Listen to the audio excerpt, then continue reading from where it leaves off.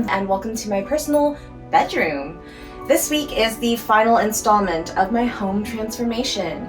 If you haven't already seen my previous 2 renovation videos, you can check the cards at the end of the video or click on the links found below. Make sure you are subscribed as I upload and hit that bell so that you can receive notifications on when. I live in a 2-bedroom, 2-bathroom apartment and believe in separating spaces for work and another for rest and relaxation. As mentioned in both previous videos, I divided my home into body, mind, and soul. My bedroom is represented by soul.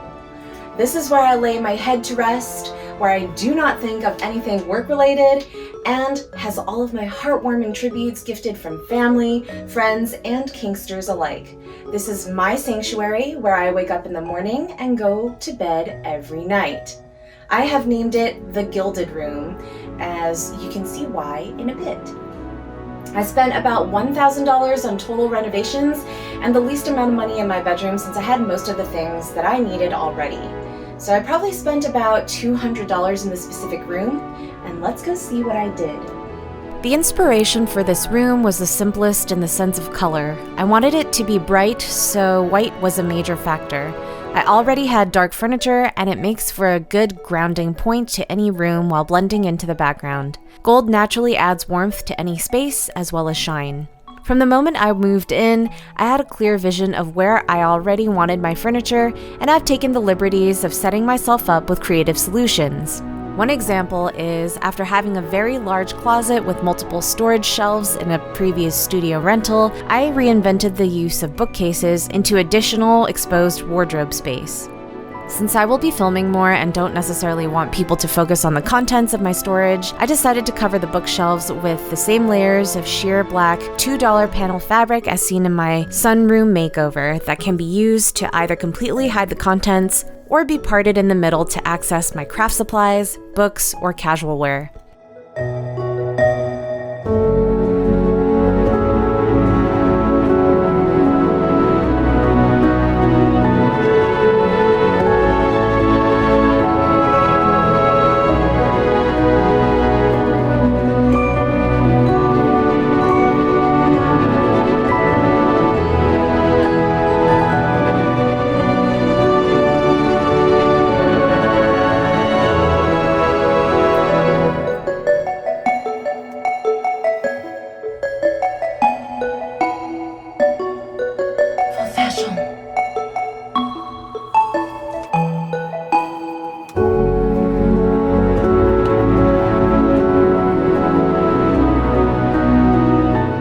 It's subtle, efficient, washable, and detachable with pins. All I had to do was buy a curtain track long enough to cover this area and screw it into the ceiling.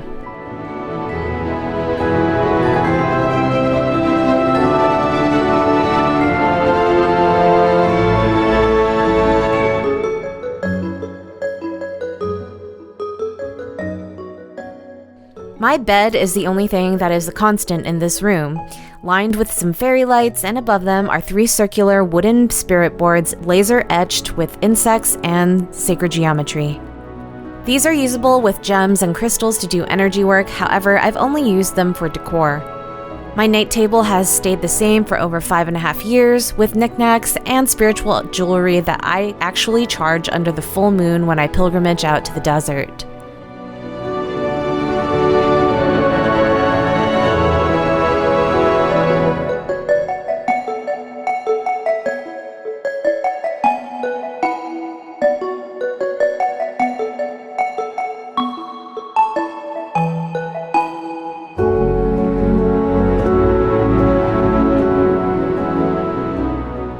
These gold peacocks that are hanging are a gift from MP. I have enough lighting from my nightstand, so I didn't bother with figuring the electrical components of this one. I requested them solely for the design to hang over my headboard. The wall to the left of my window feels blank, but one of the floral frames from my living room transformation actually fits here. I'll be featuring that wall hanging when I paint a new piece of kink-inspired art in the near future.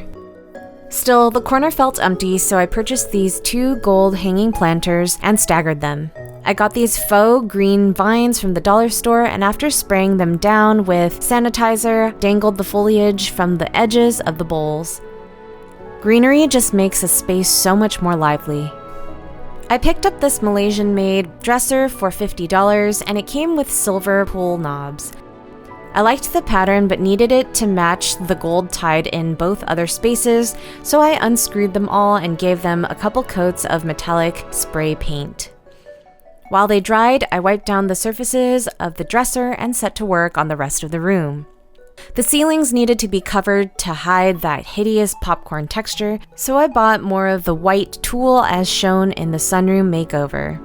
It took a couple of hours to line up what I thought was going to be a triad of drapes along the surface, but it ended up looking like a quilted stuffed pillow.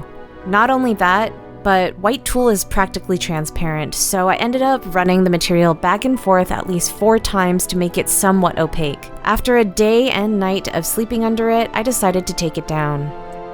Instead, I purchased a less translucent chiffon type fabric to hang, and this worked much better.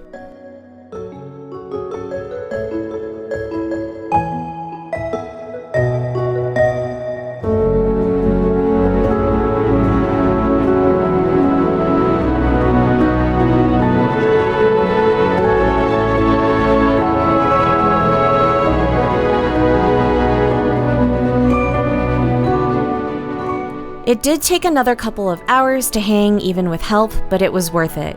I also wanted drapes along the wall above my bed, separating the dresser vanity area from the sleeping space.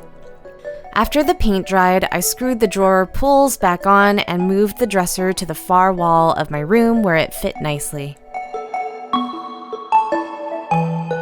An estate was gifting this side table, and since there was a space between the dresser and my bed that could use a nightstand, I decided to pick it up and restore the top, which was lightly scratched with matte black spray paint. I had this LED cherry blossom tree from my first apartment, but it was in a box the whole time I lived in this place because I never had anywhere to put it. A golden fetishist had gifted me a smaller version of this that sits on my shrine in the living room, and I think of him every time I see it. The green lotus candle holder also matches the gold one that I have on my altar, as does this selenite tower, which now creates a spiritual triangle with the altar and fireplace. I was in search for a filigree mirror but didn't want a boring rectangle or even a classic oval. This Sirocco mirror popped onto my radar and was $40. Shortly after, these Sirocco candle holders also came on the market for $20. I gave these a quick spray to match the gold closer to the mirror and to give them a bit more shine. The decor on the dresser had to be simple and mobile since I have different projects going on and want it to be easy to clear off for filming purposes. This globe is actually also an authentic functional sundial and came with the bird cage for $10 each. The brushed bronze on the globe was fading in many areas, but since I already sprayed the Astrolabe on my living room altar completely gold, and I liked the dark look of this piece, I decided to brush a fresh coat of bronze metallic paint to accent the center ball, one of the rings, the arrowhead, the veins, the Roman numerals, and the base using the same acrylic as the living room dressers.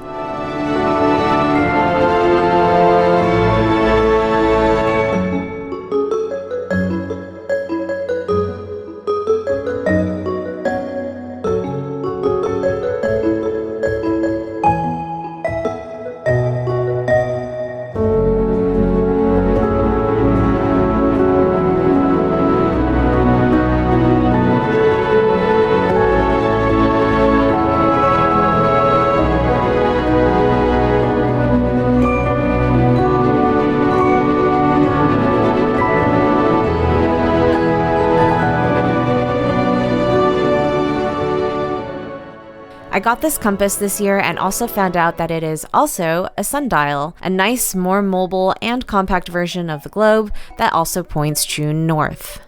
The last of my LED lanterns from my short flow film Oracle rests here while its siblings are scattered throughout the other rooms. These candles were gifted by a Chicago fetishist when he came to pick me up from a spa treat after an exclusive weekend of fun.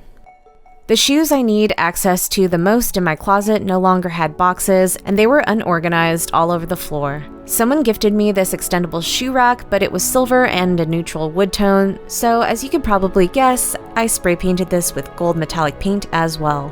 It fits snugly, and all of these shoes are now accessible.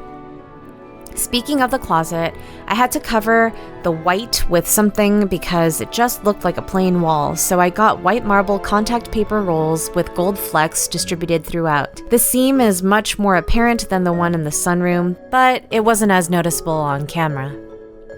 Some of the edges started peeling after a night of being on the wall, and even after I cleaned the surface down because the paper was rolled the opposite way. I used a small iron and some extra glue to heat it down, and that worked without burning anything. Lastly, I used a brown-gray pelt from my shoemaking friend's bundle of gifted materials, and it fit perfectly in front of my dresser. Above my closet is a horizontal area that I felt could hold a broadsword. I have a Japanese katana in San Francisco and wanted a European style, so I purchased this beauty to hang when I'm not using it for badassery. The brass hooks were $15 and the sword was $38. To the left of the closet was a stepped wall area that I thought could be used vertically. I had a lot of that were propped against the wall previously, so I sought out a tall vase that could hold all of it. I found this lightweight floral silver metal vase for $15 and sprayed it with gold metallic paint. It now makes for a beautiful home to my long implements.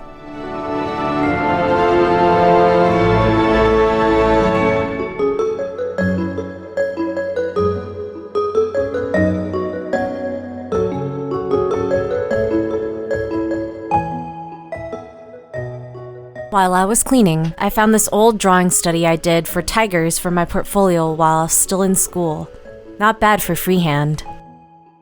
Speaking of cats, I've had this cat poster since 2014, and after 6 years, I finally decided to hang it. Finding a frame that fit this poster without too much white space around the cat was a challenge.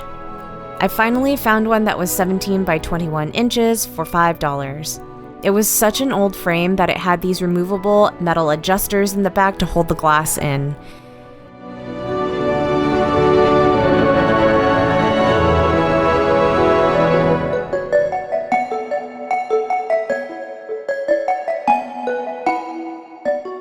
This piece really needed a new coat of paint and cardboard backing for support since it was the original.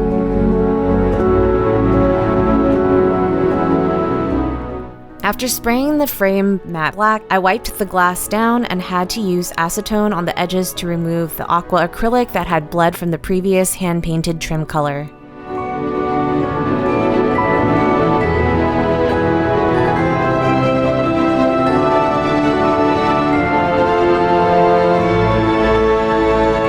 I then used it as a stencil to measure the new piece of cardboard and cut to size.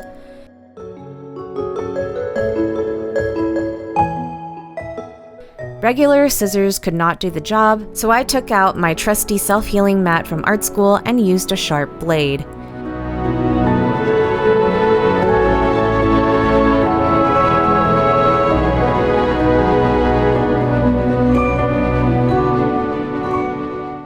After that, I centered the poster and did the same thing.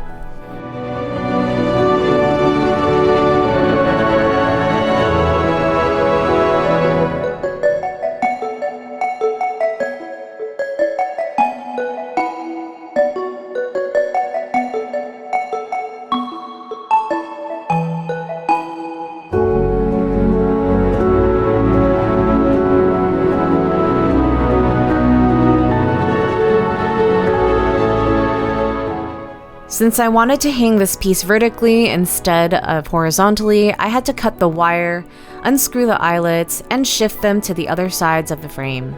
I had help with this part.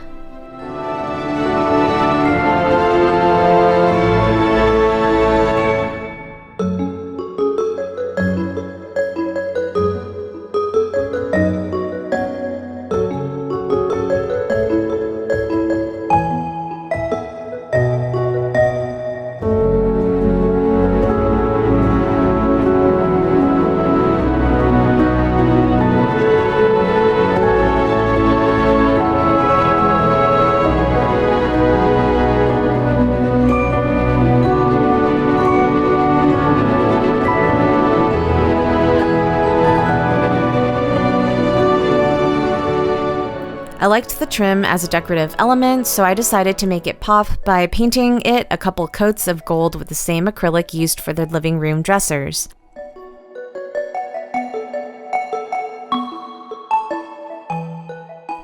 When it was complete, I hung it over a full-length mirror that also served as a jewelry and accessory holder that I've had for a few years now. The kitten looks adorable, like it's peeking its head from above my mirror. I inherited this small dresser from a friend before she moved, but it was too small to fit more of my clothing, as you can tell from the piles around and on top previously. I always wanted it black to match the rest of my furniture, so I sprayed it with 2 coats of matte paint before moving it across the room next to the bookcases. Since I have a lot of athletic wear, I decided to make this dresser solely for that purpose. It's difficult to open the drawers sometimes, and similarly to the living room dressers, I broke many nails in the past. I had extra handles from the living room dresser pulls and left them black after installing them. More screws were needed as the wood width was different from the living room dressers. That cost under $2. I put all my medium-sized accessories, such as my gloves, my sunglasses, my hairpieces, in black boxes above the dresser. I've had this ancient world map since I graduated from university, and I mounted that on the wall. After winning Ice Queen/Ice Princess Most Intriguing Foot Model earlier in January of 2020, I framed my award and used removable wall strips to hang it onto my shelving unit. The top of my dresser felt a little empty, so I pulled out my photo album of my past portrait sets and picked one to fill this new gold frame I've had for years.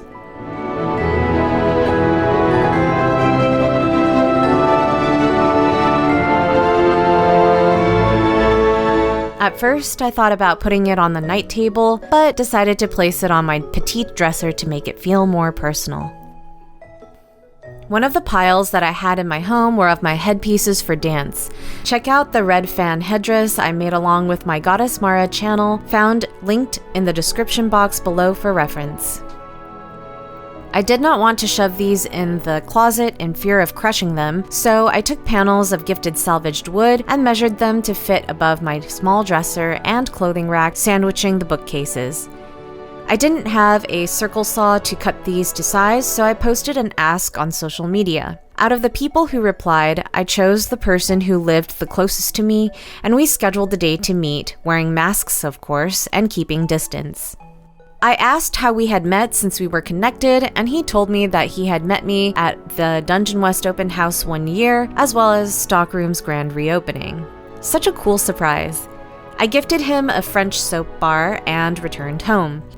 The holes needed to be filled, that's what she said, so I used spackle and a disposable wooden chopstick to apply.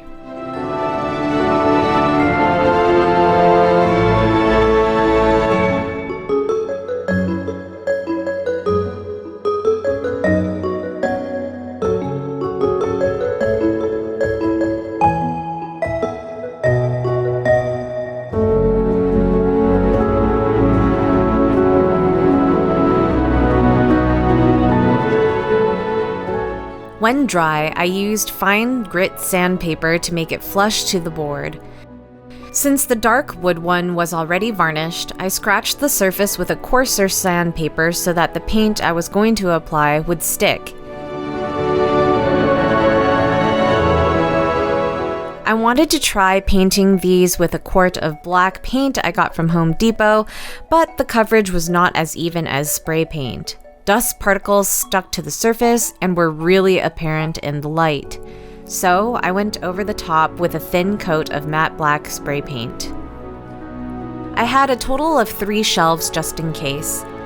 The long shelf was going to sit above my petite dresser, so I decided to paint the edges gold to give a fleck of shine, matching the vanity accents across my room, and to tie it in with the rest of the space. The edge of the medium shelf had a lip and was thinner and was going to be placed in the far corner, so I just left it solid black. I didn't end up using the glossy shelf since the longer other 2 fit the mannequin heads nicely by themselves.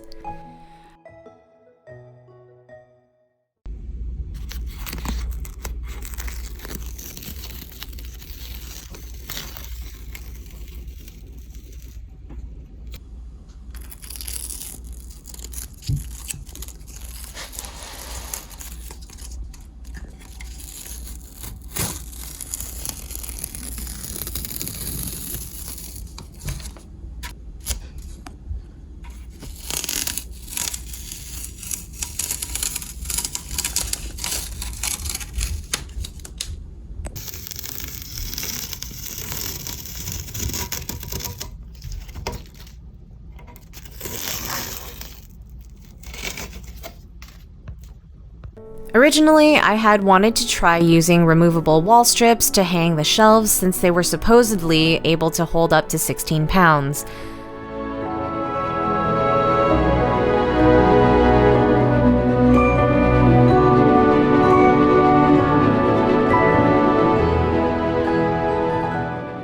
It didn't work with my 15-pound shelf. MP sent me these L brackets, and I painted the lower part with white acrylic so that it would blend into my wall.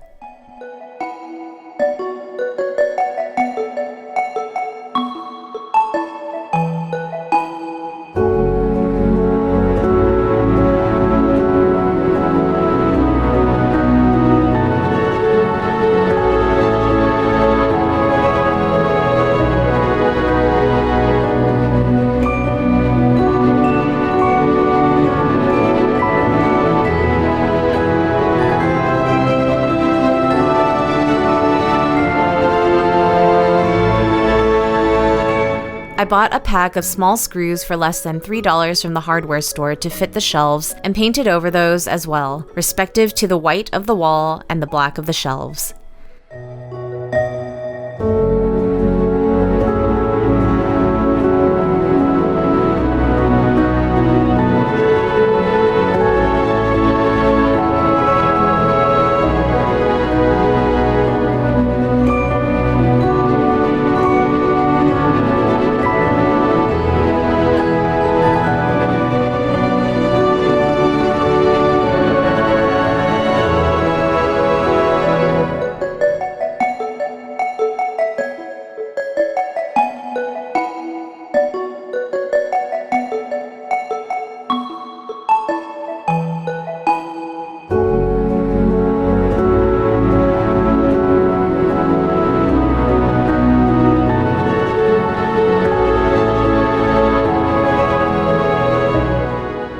These mannequin heads that I got from a Chinese supply store online shipped them without padding, so they looked like they had been abused by the mail. I sent them photos and they gave me a refund on half of them. The total cost after returned payment was $9. The ones that I did end up using looked good under the billowing canopy. To the right of my door was a narrow strip of wall that I felt could use a little sparkle. I purchased this $15 gold metal moon phase hanging that fit in the space. But before I got to hang it onto the wall, I found Ariana Ost, who designed these moon phases with crystals between each phase. These were retailed at $120. Thus, I decided to make my own with these raw gems I got for $2.50 per pair of crystal quartz, rose quartz, and tiger's eye. I already had gold jump rings in my crafting stash, so I just took a pair of pliers and after laying out the design I wanted, attached the gems by their gold pendant holders.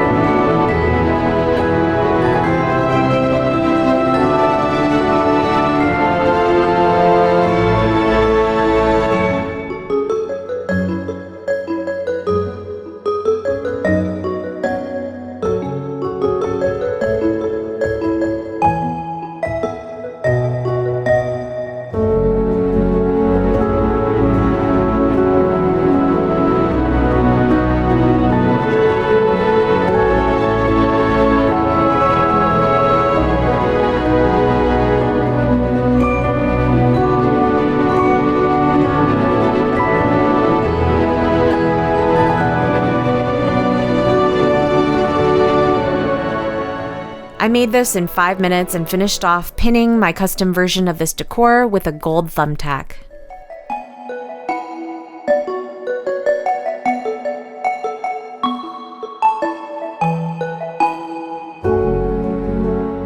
One more thing I added was to the right of the entrance to my bedroom where there was a narrow wall area. I had this gold foil print for years but never framed it. It just so happened that a neighbor was moving and had a brand new gold frame still wrapped in plastic that she wanted to part with. I bought it for $5.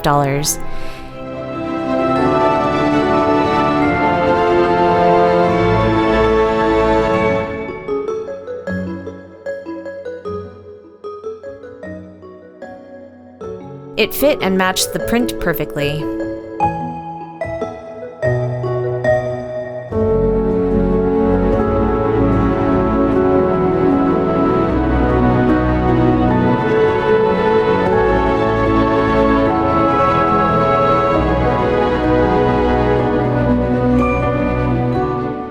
I also got these set of 3 white marble gold hooks for $10.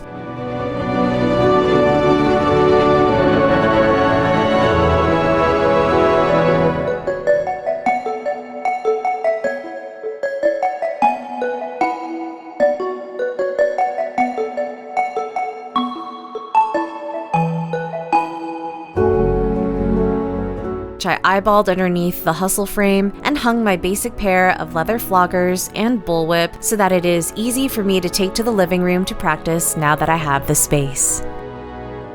And without further ado, let's reveal my bedroom.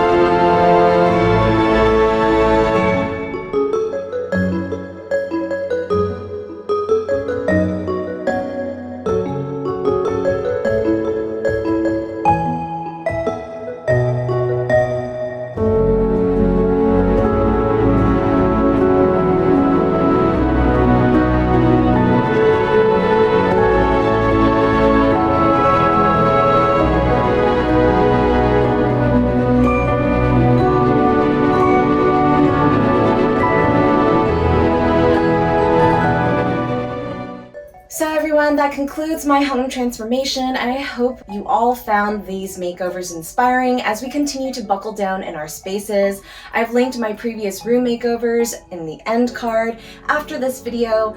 Don't forget to subscribe, then hit that bell as I have many more projects in store. Comment below on what your favorite room is or what your favorite decor piece is. And until next time, stay safe.